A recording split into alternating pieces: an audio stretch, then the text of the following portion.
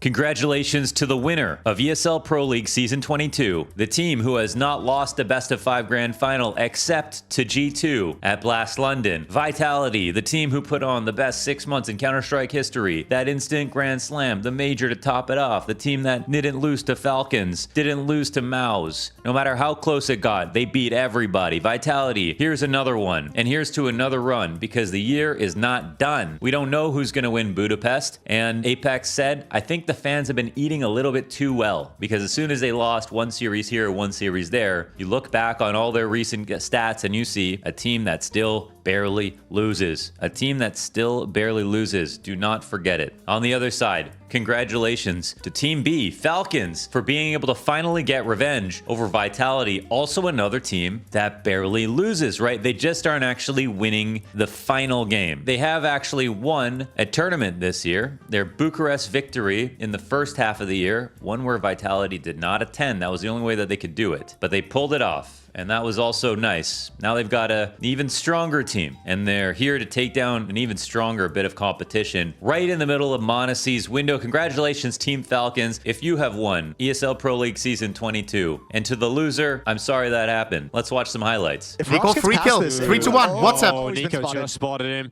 Calling that communicating. No, no, no. No. Oh, absolutely. No kit. Oh, yeah, the lack of kit. They've got to get on the defuse right now. It's even going to be close. Nico hunting it. Time running low. I don't know if he has to spray. Does he have the defuse? I don't think so. Does he have the defuse? I don't think so. Maybe 0 seconds. Will it? They got it. Now, the reason that I've got to make this video ahead of time is because I, as the brand ambassador to thunderpick, am going to be flying out just as a VIP, not a caster, to the thunderpick World Championship 2025. A massive fat stack, 850K USD prize pool tournament happening this week. I'm going to be going out there to potentially watch the Mongols versus Furia re-grand finals, best of 5 revenge match, cage match throwdown. I'm excited for it. It's been a very fun week in news. There's been lots of stuff happening, and I actually recorded this video a couple of days ago, muted. So I have to re-record it, but to be honest, it's better because there's actually a lot more stuff that I couldn't talk. That wasn't ready yet. Why am I scared? That wasn't ready yet. There were things that haven't happened yet that have happened now that I can talk about. So the first is, what the heck is this? FaZe beat Spirit to advance to EPL semifinals. I thought this was a moment where we were going to be like, okay, Spirit, here they are. The new top dogs of the second half of the year, the Budapest favorites coming through with Tanir. Everything's looking solid. They end up losing to FaZe, who had to call in Rain to come back from Norway right after they cut him. Right after I make this video saying he's going to retire in a FaZe jersey, and then they cut him. They had to bring him back. They had to call him back in. And the reason that they're playing with him, sorry, I should get to that. And the reason they're playing with Rain is because of roster locks. And FaZe should have known this. And they should have been aware that they weren't going to be able to play with Jacob and Twist coming into the team as brand new players. So they had to call in Rain. They had to put Jacob back on the bench for a second. But their run has now ended. They did just lose. But even seeing this was pretty extraordinary. I heard Yanko on the broadcast saying this is the roster right here, Frozen, Twist, Brokey, Kerrigan, Rain, that a lot of people wanted to see be the final lineup, you know. And he also mentioned that it would have been the 10-year anniversary of Rain on FaZe at the end of the year, and he kind of got slimed. I mean, I don't know what happens after 10 years. There's not much loyalty in esports. There's not much loyalty in sports in general, so I don't want to cherry pick us. But in the end, it feels like FaZe were the most family-based organization that we had, you know? And so, no Rain. It's a terrible day for no Rain. FaZe at least had this fun last dance as they got to the semifinals, but they didn't win. And yeah, it's a sad day. It's a sad day. I'm still excited for Jacob. I think there's iterations of this lineup for me that remind me of when G2 cut Hooksy after he went to his sister's wedding and then got Nexa in and Malbs. And at that moment, I thought, why didn't they just give Malbs to Hooksy for a little bit? Maybe Nico, Monacy, Malbs, Hooksy would have been very, very good and actually won a ton. I don't know why that didn't happen. Sort of what I feel like with this FaZe lineup. It feels like there's some amalgamation of 5 players that could have been more exciting. Now, obviously, Twist is going to be able to put up really good stats compared to Rain, and he's played with Kerrigan before, and this is part of the most, winning FaZe lineup ever. So it's not like there's any problem with this, but you know that with them both, maybe, with Rain as well, you got a situation where Kerrigan's going to have the easiest time calling. And it's not that you can't teach an old dog new tricks, because Kerrigan might be the longevity GOAT, but there's probably an iteration of this FaZe lineup where something's missed a touch. Maybe it's this one that ended up getting this far and didn't stick together at least until the Budapest or the end of the year or whatever. Impossible to know. Let's see how it plays out. I'm still high on Jacob. I feel a little bit bad for him, to be honest, because I think he's a kid with a lot of potential. But, you know, I think it's just it was a matter of circumstance, but it's interesting to see FaZe be so successful. You know, Rain was just benched. What, he might have been playing TFT, maybe a little Tarkov, maybe going outside playing some tennis, maybe going for a couple of hikes. Maybe he just went into full vacation break mode and then got pulled right back out of it. Like, hey, by the way, can you just play a couple more matches? Who knows what just happened right there? And then they still did this well, right? So I know everyone's got an opinion on this. I'd love to know yours. All right, well, that's a confusing one, but interesting as well. Call me Sue on ESL ban. We deserve any punishment from them. Those are rare words you hear from a player. Wait, someone's taking accountability for a mistake that they made? Now, obviously, it has to do with visas again. So this is a visa situation that happened to Lynn Vision to play at Pro League. But I think the most important part about this is, and I'll just read this out. Before the event, you guys are supposed to be at ESL Pro League, but you encountered visa issues and you guys received a ban for the next ESL event. Can you shed a bit of light on that situation? Yes, it was unfortunate. When we were getting the visa before, the guy who helped us get the visa said we all got multiple visits in 2 years, but only me and Starry didn't get the same visa as them. We got a one-time visit in 1 month. We wouldn't have expected that, but it's our problem not checking our visa expiration date, so that was very unfortunate. Did you anticipate the ban from ESL? I mean, we deserve any punishment from them because it's not our fault. This feels like a situation where there is only one answer, but you wouldn't hear it from some other person. There's a handful of players and orgs out there that just wouldn't figure out the only answer to this question. We deserve any punishment because it's our fault. I mean, it is complicated and annoying dealing with visas. I have tons of empathy for everybody who has to go through, you know, international travel on short notice with like a crazy schedule and having to go to, you know, embassies and visa offices, and depending on where you're coming from and where you're going, it's more difficult or less difficult. I get it. Also, like, in terms of dealing with the government to get things like this, there are different rules in different places, and sometimes it's not always fair. But to just say we didn't read something and it was our fault, it's kind of refreshing to hear that. Just want to shout out Call Me Sue for taking this one on the chin. All right, and now to the real juiciest part of the news day. CYPHER and fnatic have made it to the major. fnatic made it to the major. They flew out fnatic to play a $10,000 US LAN in the fentanyl capital of the world, Philadelphia, baby, with CYPHER. They sent him from the UK to entry frag his way through the grand finals in order for fnatic just to qualify, you know? And what do? They take out 9 in this grand finals, one of the best of 5 grand finals of the year. Check out this final call. Moto, if you wanted to step up at any time, you got to do it now. Running around red. There's one coming through. Traded back, and Moto, the first shot we've seen him hit in quite some time. Between red box, it's Fear and CYPHER, and it's a major! In the land of liberty, the shackles of Shanghai set them free.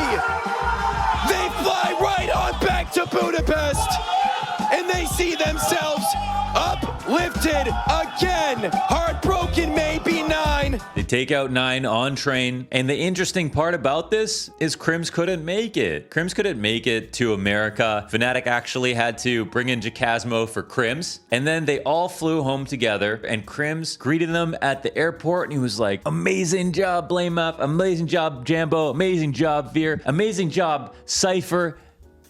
And he looked around and CYPHER wasn't there. And instead it was Jacasmo, the guy that was replacing Crims in America. It was Jacasmo with no CYPHER in sight. And I just imagine them in this final and CYPHER tweeting out, please, someone pick him up. He's so fucking good, my goat, about Jacasmo, supporting him for coming in to help with this LAN run. Oh, how much this would sting. Good guy CYPHER trying to get this guy signed because he helped so much with the run. And it's CYPHER himself who gets replaced.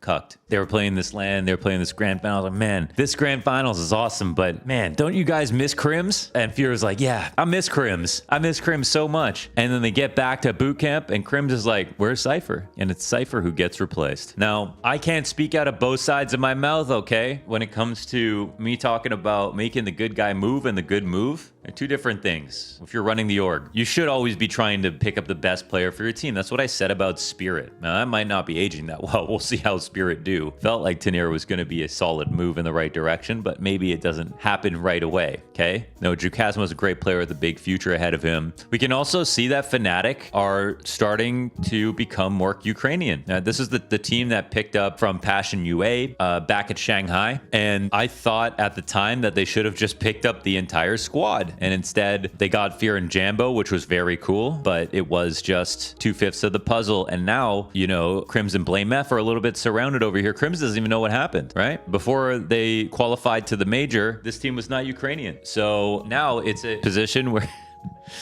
where who knows? I wouldn't be skipping any more lands. I'll tell you that much. We don't know what's going to happen. But to be honest, when it comes to making the good move for the team, I would actually like if this team just went all in. You know, maybe they found a good place to chill here where their core is, you know, but this is sort of overwhelming. I mean, I remember Alexi B saying that if he's going to play on an international team, he doesn't want there to be more than 2 of any given nationality because he doesn't want there to be like a weird situation outside and inside of the game. You know, people switching languages, people hanging out with each other culturally, no assimilation to each other, and instead just chilling with the people you're comfortable with, not really exposing yourself. So I like that Alexi B philosophy with the international lineup. I can totally get the rationale there, and I think that this will change things a little bit. Maybe it'll be good, maybe it'll be a little bit different, who knows? So the org is trying to make the best move possible. They know this doesn't win them a lot of fans, right? CYPHER is out here, has just been, you know, I love my team, let's get Jukasmo on a squad, we qualify to Blocktober, we pop off after this win,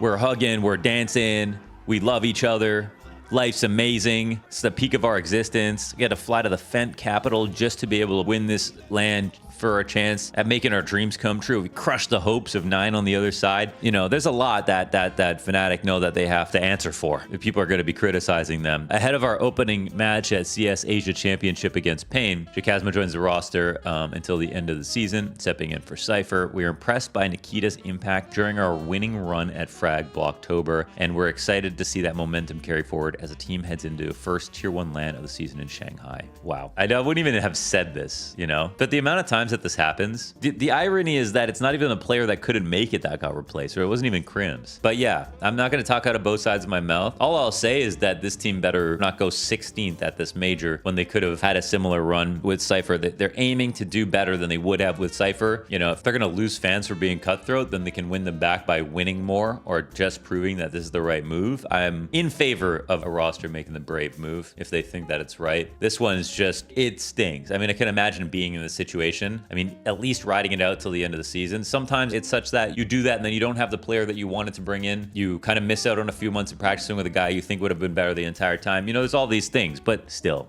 it just stinks, doesn't it? It just kind of, this one's just rough. Like, I don't know. That one's tough. That one's tough. So, okay, at least Fnatic got us talking about him. And that's all we got for today. I'm about to take off. I will be uploading every Monday. ASON are back, by the way, younger than ever. Code launders for 10% off. We have slashed prices on ASON.